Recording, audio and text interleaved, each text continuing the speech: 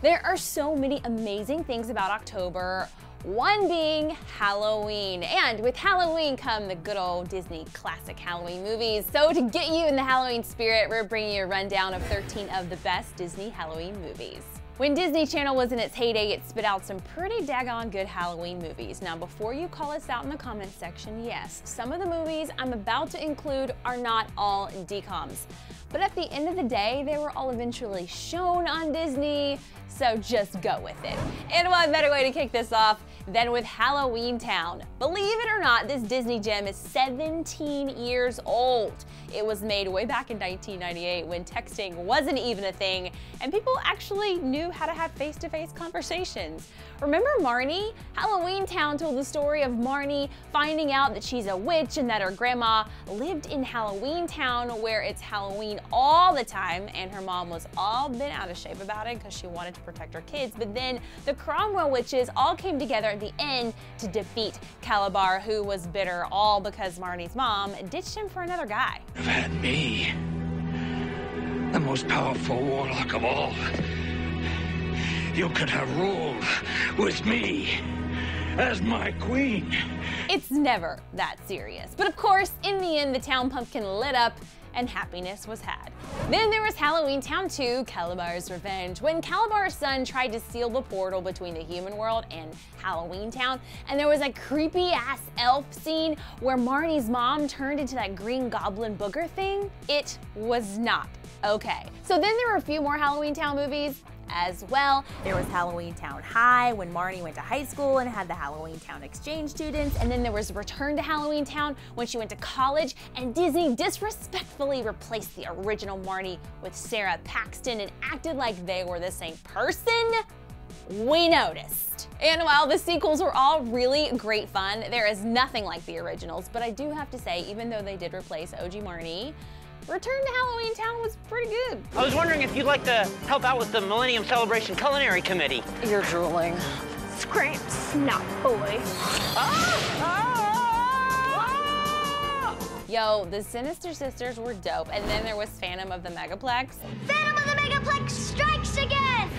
I think it was a nice blend of like Pretty Little Liars-esque suspense along with a really disappointing ending, with the Phantom's identity being revealed.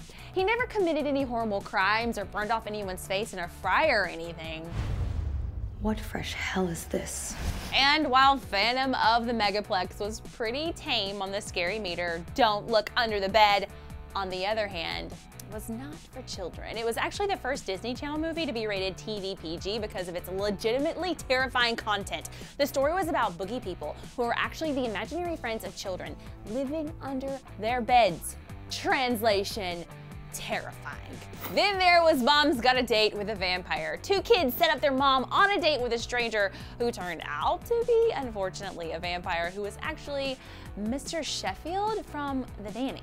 Mr. Sheffield. Oh, Miss Fine, don't you look lovely? And then he tried to make their mom his vampire wife, but in true Disney fashion, her kids saved the day, so all was well with the world. Enough! And we can't leave off Twitches and Twitches too. Go Twitches!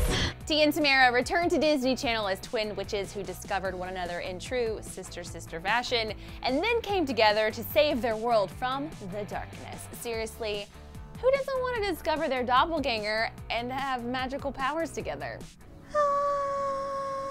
Then the more recent Disney years brought us My Babysitter's a Vampire, which actually isn't technically a Disney Channel original, but Disney adopted it and took it in as their own.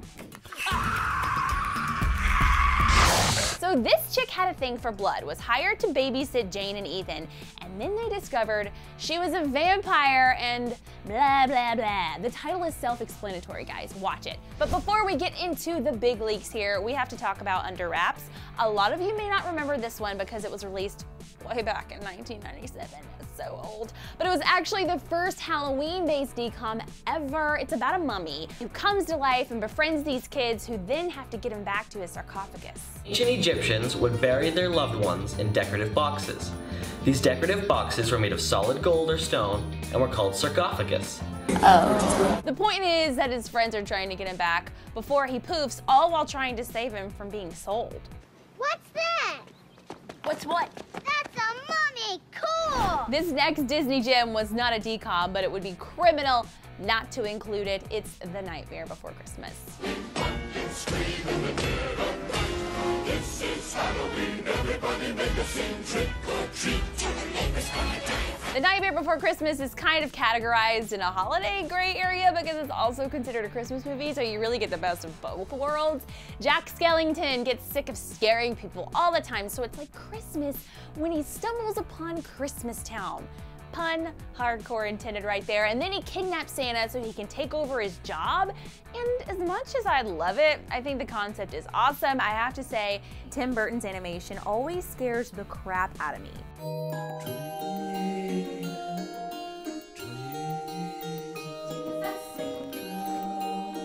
What the hell?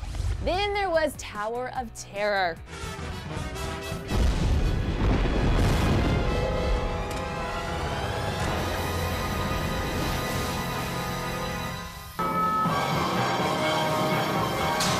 This movie was probably one of the best Disney Channel movies ever. It told the story of a group of Hollywood elites in the 1930s who got on an elevator on their way to a party on the 12th floor. But then, the building was struck by lightning, the elevator crashed, and they plunged to their death. So then Kirsten Dunst and her dad come and solve the mystery, and in the end, the elevator's fixed and the ghosts finally make it to the party they missed all those years ago. This movie had suspense. It was a little scary for some folks, and it had a pretty decent storyline. And the cherry on top is that it's a ride.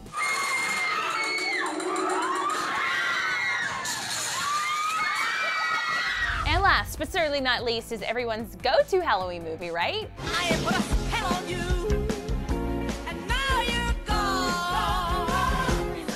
My whammy fell on you, and it was strong. Yeah, I know, it wasn't originally a Disney Channel movie, but if you would do your research, you would find out that it was actually written for a televised release. But then Disney figured with big names like Bette Midler, it would have a big enough draw for a cinematic release instead. But after all that, it was always played on Disney Channel, so here we are. Hocus Pocus, it never gets old, it's funny, it's not really that creepy, and it has pretty good songs. Come, little children, I'll take thee away into a land of enchantment.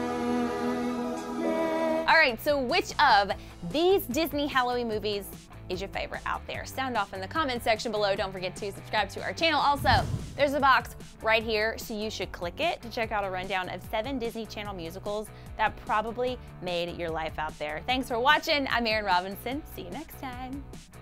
Hey, don't go yet! Click to the left to check out a rundown of 9 Halloween movies for scaredy-cats, or click to the right for a rundown of 48 celebrities, 48 of them that you didn't know were in Disney Channel movies.